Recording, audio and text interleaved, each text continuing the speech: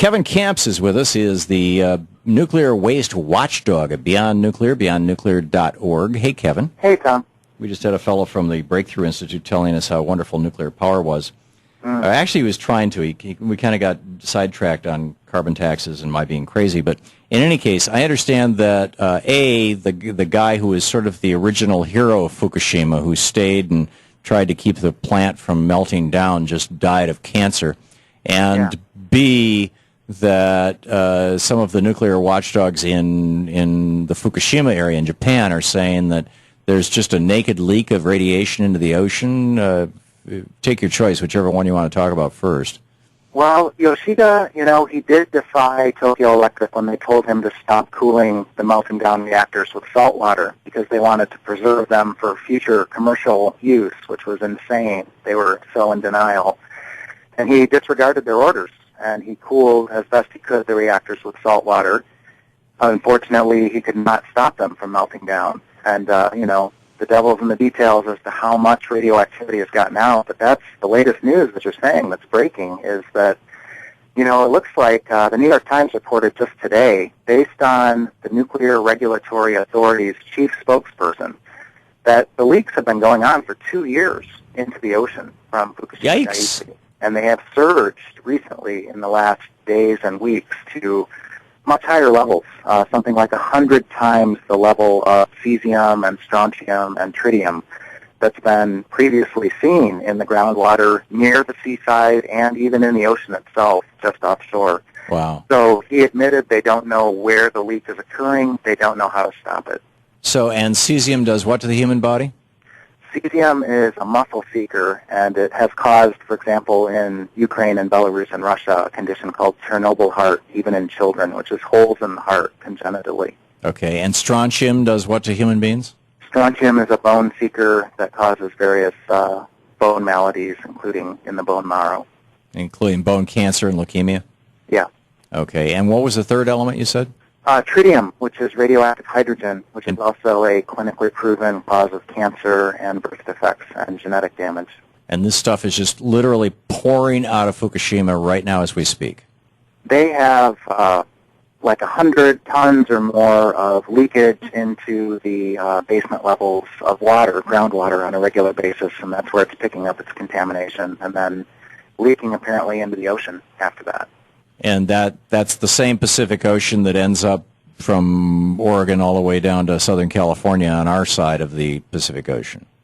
Yeah, and the ocean currents, even certain forms of seafood like tuna actually bring it over here pretty quickly because they're actually swimming, migrating. So, it's the bioaccumulation in the food chain that we really need to worry about. Some people might try to dismiss this as not important because the ocean is so big, the radioactivity will dilute. But the bioaccumulation is what reverses that process, and we sit at the top of the food chain. Right. Now, I know, sometime back we talked, and you were telling me about efforts, volunteer groups who are putting together monitoring stations, both for air and water, but also looking for things like cesium in the fish. What's the status of that? Well, the Fukushima Fallout Awareness Network is one of the great coalitions happening in North America, and they're really urging the U.S. Food and Drug Administration to take this issue seriously, to put official federal monitoring at a much higher alert level on the food that's, coming from the ocean, that's even being imported from Japan, because our regulations are much weaker than Japan's. Japan allows for 100 becquerels per kilogram of radioactive cesium in food. Beyond that, it's considered unfit for human consumption. Incredibly, in the U.S., the standard is 1,200 becquerels per kilogram. So we easily could be importing Japanese contaminated food into the United States. Whoa. And is this Japanese contaminated food that is too radioactive for Japan, so they're exporting it? You're talking about seafood? All food. Even crops that are being grown not just in Fukushima Prefecture, but in adjacent prefectures. So, things like rice? Yes, you name it. I mean, I've checked the International Atomic Energy Agency website from time to time to see the list grow of the various foods that are being contaminated in Japan and at certain different levels. Now, this is this is what could be and what the levels are, what is actually being measured? You have, hey, this group of 15 people in Portland, Oregon just discovered, in this restaurant, salmon that kicks a Geiger counter at this point. Is there anything like that?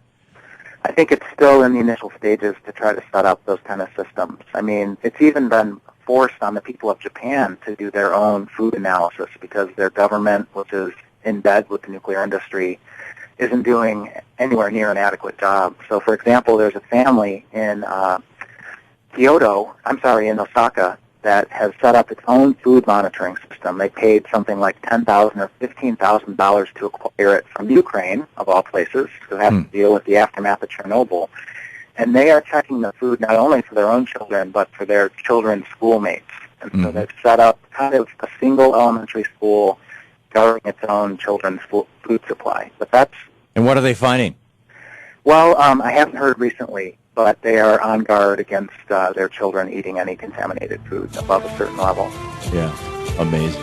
And that above the certain level, that's where the devil's in the details, because there is no safe level of radiation. That's right. Artificial radioactivity is harmful. Very for risk of cancer. Period. No nukes. BeyondNuclear.org is the website. Kevin Camps, the Nuclear Waste Watchdog. Thanks, Kevin. Okay, thank you, Tom. Always great talking to you. If you want more information, get over to BeyondNuclear.org. We'll be right back. A team of Japanese researchers is expressing concern more than 2 years after the accident at the Fukushima Daiichi nuclear plant. They found high levels of radioactivity in fish almost 100 kilometers from the plant. The scientists caught several Japanese sea bass off Hitachi City that contain levels of radioactive cesium exceeding 1,000 becquerels per kilogram. The amount is more than 10 times the government safety limit. In April 2011, several other fish caught in the same area also contain levels of cesium above 1,000 becquerels.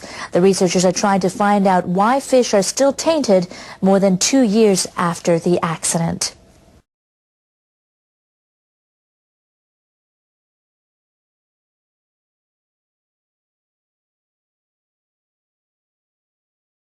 I appreciate the tenor of the conversations. I think it will actually yield results before the end of the year, and I look forward to continuing this dialogue in the months ahead. Thank you very much, everybody.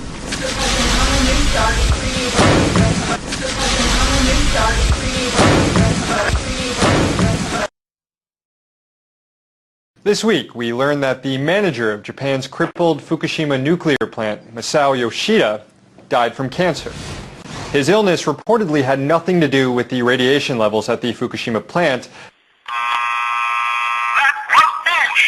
that he worked in around the clock alongside a group of men referred to as the Fukushima 50, trying to contain the nuclear crisis in the days and months following the earthquake and tsunami.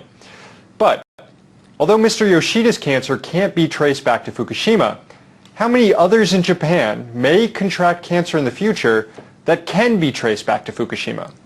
On Tuesday, radioactive contamination of groundwater at the plant surged to levels 90 times greater than they were just 3 days ago. So what effect is the ongoing Fukushima nuclear crisis having in Japan, and what lessons should we be learning in the United States? Kevin Camps is here. He's the radioactive waste watchdog at Beyond Nuclear. Kevin, thanks so much for coming on. Thanks for having me, Sam. So let's start in Japan. What's the latest when it comes to Fukushima, when it comes to Japan, in the short term, as far as getting the situation under control, and then in the long term, when it comes to what sort of health effects we might see from all these dosages of radiation over the last few years? Well, the best word I can come up with for what's happening in recent days and weeks at Fukushima Daiichi is hemorrhaging of radioactivity. And the scariest part of all is that they don't know where it's coming from.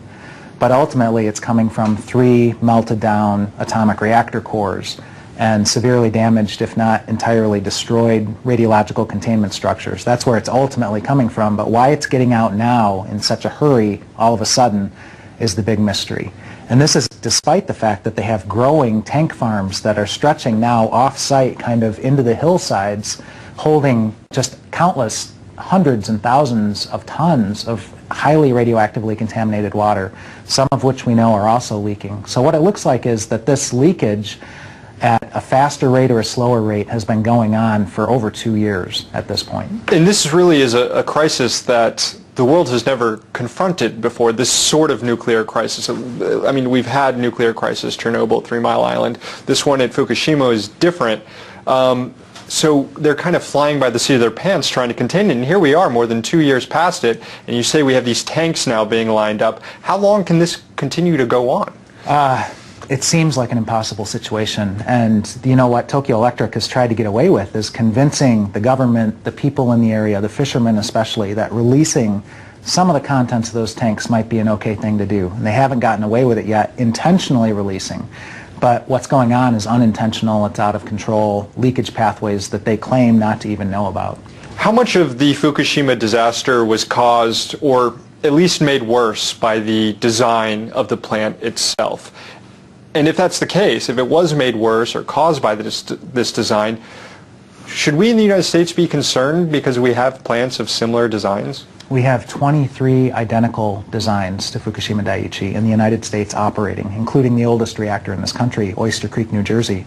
We've now seen on live television 2 years ago what these things are capable of in terms of the explosions and the meltdowns. They knew as early as 1972 at the U.S. Atomic Energy Commission that this design of containment was too small and too weak, and yet they continued to license these things. And we've lived with a game of Russian roulette in terms of the safety risks for 40 years now. These are also building designs that include putting these waste pools at the top of the building, which has proven to be a pretty big problem in the cleanup at Fukushima. That's the other shoe that we hope will never drop, but it's precarious at this point. Unit 4 at Fukushima Daiichi could collapse if there's another big earthquake, and the cooling water in that high-level radioactive waste storage pool could be lost suddenly. Within hours, that waste could be on fire. The situation in the U.S. is that we have multiple times more waste in our pools than is contained in Unit 4, and they are vulnerable to various natural disasters or terrorist attacks or accidental drops of heavy loads that could drain the water away. Or potentially earthquakes and other natural disasters. I mean, Fukushima, that was caused by an earthquake and a tsunami that came through. How many plants in the United States are in similar precarious situations on fault lines or on coasts or near flooding zones? I think we had one, I forgot what state it was last year, that came dangerously close to being flooded. Well, Fort Calhoun in Nebraska has now been shut down for over 2 years, since April of 2011, because of the flooding out there, the damage that was done to the underground facilities. And just like in Japan, we are looking at the imminent restart of that reactor despite the damage done, and they don't know how bad it is underground. So in Japan, they're trying to restart reactors despite Fukushima Daiichi. We have dozens, scores of reactors in various vulnerable situations to natural disasters. We did recently move to have reactors shut down at the San Onofre nuclear facility last month. How much of that do you think was influenced by what we saw happening in Fukushima, if at all? Or is this just kind of a one-off, here we are being careful about nuclear power in this instance while letting all these plants continue relatively unchecked in dangerous areas? Well, there has been a groundswell of concern among the American public post-Fukushima, because now folks have seen on live television what American reactor designs are capable of. But I should hasten to say that there are watchdogs in California who have been in the trenches for 4 decades out there, watchdogging San Onofre. And the Nuclear Regulatory Commission was not the one who shut down San Onofre, it was the utility itself. The NRC was doing all it could to keep this utility viable, but it was the intervention of groups like Friends of the Earth and grassroots groups who just shined a very bright spotlight on the damage at that facility and showed that it was dangerous to 8 million people if they ever restarted that thing. In the last 10, 15 seconds, what has Fukushima done for the movement for the no nukes movement? Well, I think, the fallout that hit the United States that is still going into the ocean has shown people that the food is contaminated to an extent, and people have to be careful what they're eating, and people are getting involved on the local level. The nukes in their neighborhood, they're fighting to shut them down. Right. Kevin Kamps, the radioactive waste watchdog at Beyond Nuclear, thank you so much. Thank you.